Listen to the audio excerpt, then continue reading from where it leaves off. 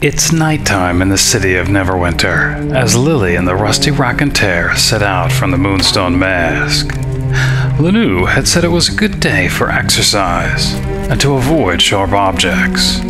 Lilly exercises caution and adjusts her hairpin.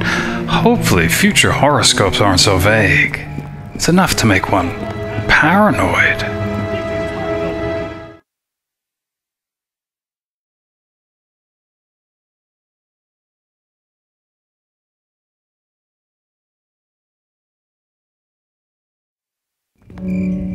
Inquisitor General Black is already interested in the auction at Seedy's Tavern, as it's of interest to anyone interested in surviving the plague, but decides to search the district for additional clues first.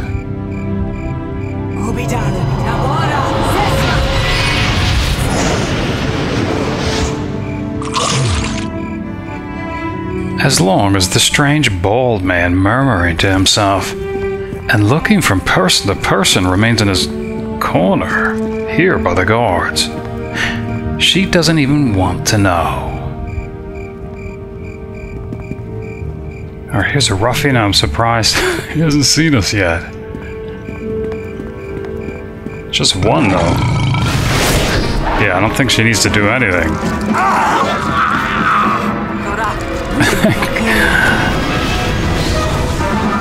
Except observe, I guess.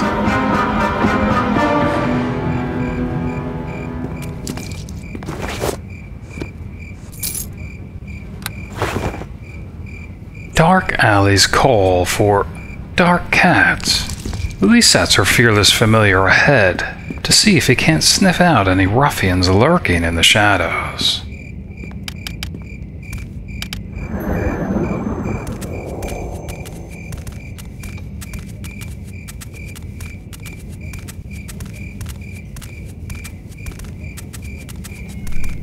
Alright, Bones are gonna sneak up on this guy. You!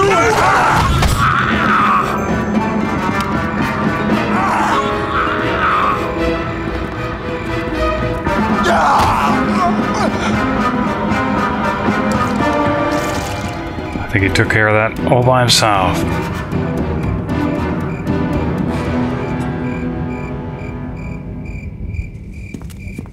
Lilly hasn't forgotten either. While she was trudging through the warrens of the damned, Little Red went shopping for new clothes. And there's no mistaking it. She's trying to emulate her mistress. A red outfit, a purple cloak. She even carries her short bow the same way now. Lilly won't confront her about it unless it goes from flattering to embarrassing. If she dyed her hair black, for instance. Imagine that. Little Black, the Black Balladeer, the Dark Dilettante, the Raven Raconteur, the Onyx Odist, the Pitch Poet. Lilly's missing her fiery redhead already. Fair enough. Lilly asks Sharwyn if she's happy with her hair's natural color, red, or rather if she's ever thought about dyeing it another color, like black, for instance. Done and done. Little Red lets out a laugh, claiming that her mistress isn't the first to suggest that she dye her hair black. Danon also thinks she'd look better in black.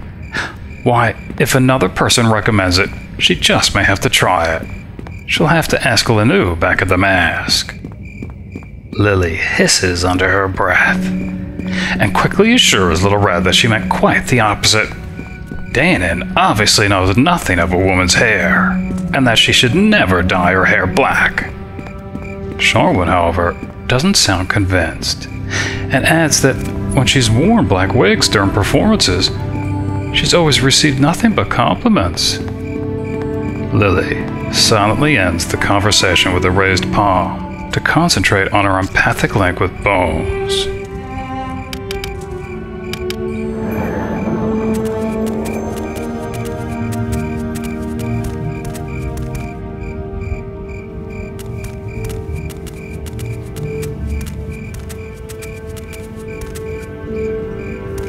All right.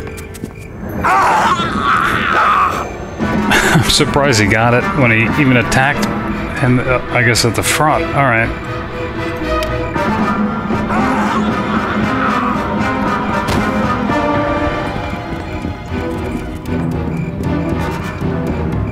Was that really a sneak attack? No. Yeah, it looks like it was. I'm surprised. Alright. Maybe just because he was hiding in shadows first. Yeah, my brain is still in 2nd edition, I guess. Getting sneak attacks confused with backstabs, which did require that the rogue be behind and hidden from the enemy in order to receive a damage multiplier of up to ×5, I think. Instead, sneak attacks allow the rogue to catch an enemy when they're unable to defend themselves effectively, striking a vital spot for extra damage. That's actually extra d6s, not a damage multiplier. A sneak attack is granted whenever the rogue is invisible and attacking any face of the enemy, or visible and attacking the enemy's flank, or visible and the enemy's denied their dexterity bonus to AC. This last condition is met if the enemy is stunned, climbing, flat-footed, running, grappling, or pinned.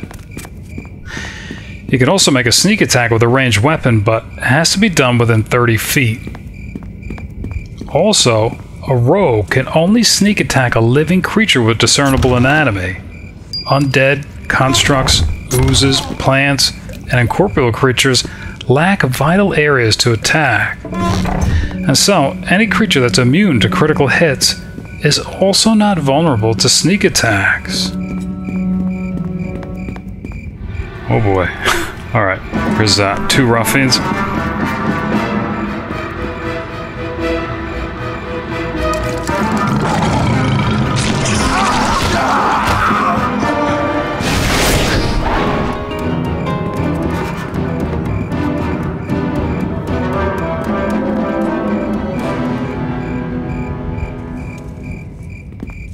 Off in the distance is the smoking remains of a building burned to its foundations, and beside it, an utterly despondent-looking man, as if he's lost everything in the world, and he likely has.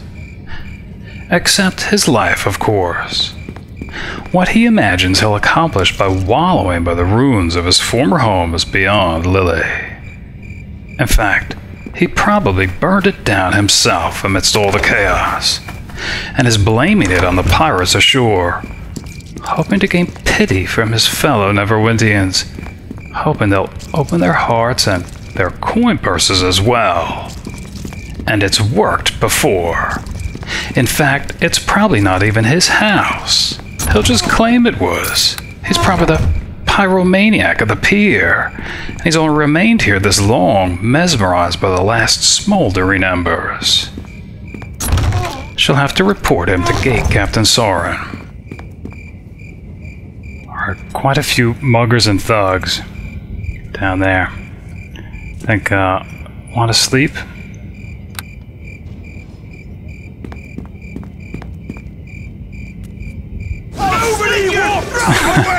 Only got one. I think she's gonna just repeat. To battle! Hopefully it won't. Slit your head!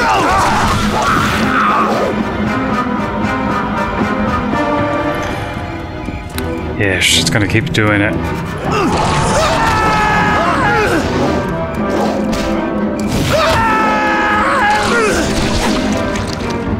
Not sure why Sharwyn ran in there, though. You know what? Gonna get rid of this guy, magic missile.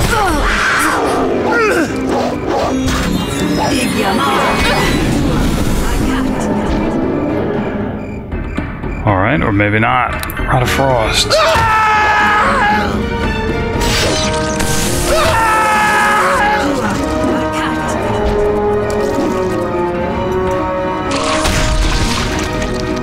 Oh boy. Okay.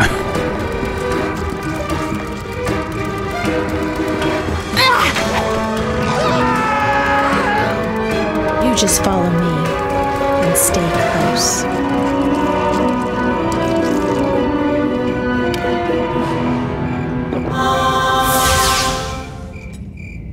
Avoid sharp objects indeed. A ruffian's blade in her right shoulder. Lilly faults the Black Lake Bard for running off into the fray and not standing by her mistress.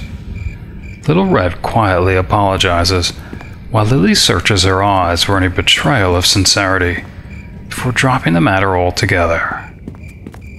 Actually, while the Inquisitor General continues her tour, I wanted to bring up a good point raised by Gilsing concerning merchant prices. I thought charisma had an effect. It doesn't. Here's how it works.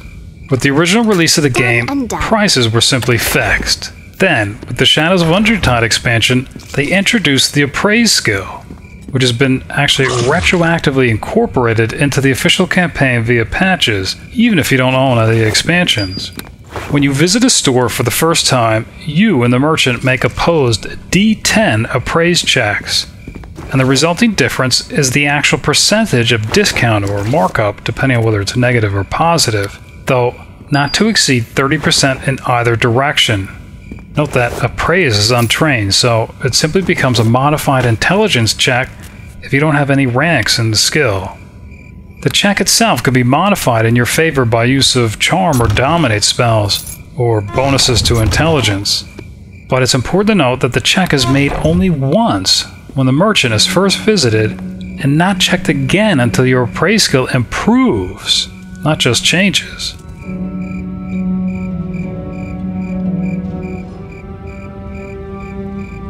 Originally, I thought reputation might affect a merchant's pricing, as that's how it worked in Baldur's Gate. And that's actually why Lilly used Charm Person on Olgerd at the Neverwinter Academy. But as I just explained, it doesn't. Neither does Charisma or the use of spells like Eagle's Splendor. Instead, Charm and Dominate spells are treated as more or less special cases and modify the merchant's appraise check directly. What does all this mean? First impressions are everything, and you don't get a second chance to make one. Well, most of the time anyway. And traders who appear scrupulous and knowledgeable will receive the best price. Lilly should be using spells like Fox's Cunning on herself, or Charm or even Dominate Person on a merchant, for her first trading session.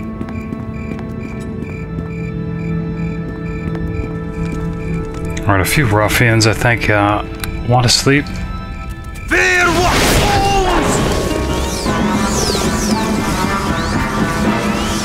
Oh boy, these guys just jumped out of nowhere. Oh boy. Alright. Looks like one's gonna give chase.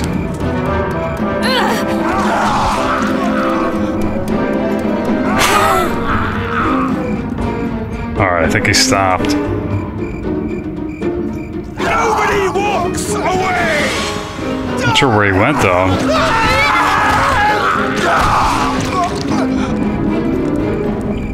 There's one guy with a crossbow, I think. A lot of frost. Alright. You just follow me and stay close.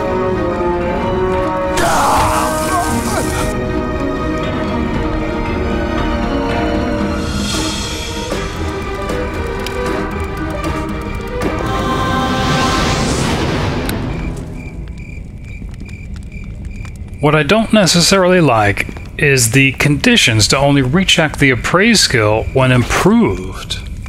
And I guess here's an example. If you dominate a merchant for one trading session, you'll have to remember to dominate that same merchant again every time you trade after leveling up, assuming that you've gained additional ranks in the appraised skill, in order to get comparable or better prices. I think it would have been more intuitive to simply perform the opposed check before every trading session.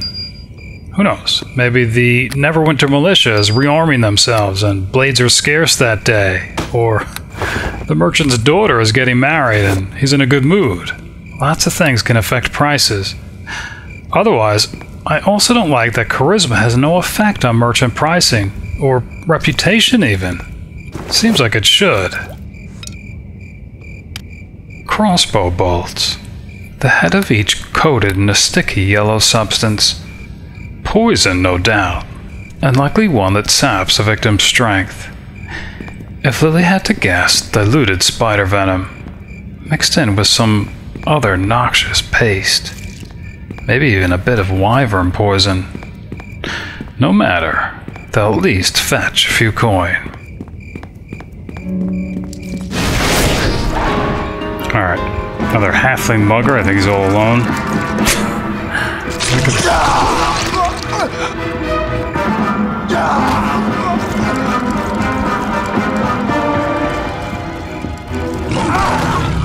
Yeah, I think it actually works out with the attacks of opportunity when they target Lilly. Now they're getting spread out. And they'll run by the bones or the summon.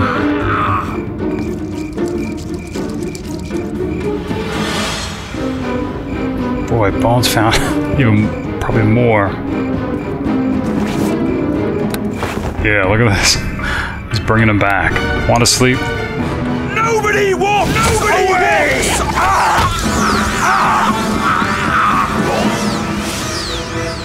Out of our...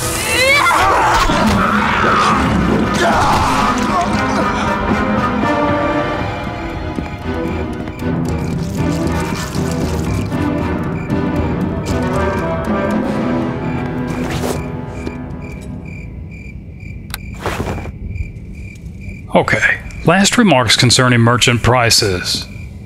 You may be wondering how it's supposed to be handled. That is, in 3rd edition. There is an appraise skill, but it's for just that, appraising the value of an item. It doesn't actually guarantee that you'll be able to secure that price for it. And it's a check made secretly by the DM, so you're not even sure how accurate your estimate is. In addition, you can use things like magnifying glasses, merchant scales, or even a dwarven heritage to improve the accuracy of your appraisal. Otherwise, there are really no built-in rules for haggling. DMs can instead utilize various skill checks alone or combined from charisma, bluff, diplomacy, sense motive, even profession merchant, or similar, depending on the particulars of the situation. And remember, not only can players be aggressive, lie, or flirt, so can merchants. Perhaps it's a will save to resist buying that useless trinket from that cute elven girl at the Aurora Realms outlet in Waterdeep. Although, maybe with a +2 bonus, since you already own one. The one you couldn't resist buying from her yesterday. Alright, here is the 20-in-a-Quiver store. Lilly is curious to visit the store. The guard at the gate even said that it was the best the district's got.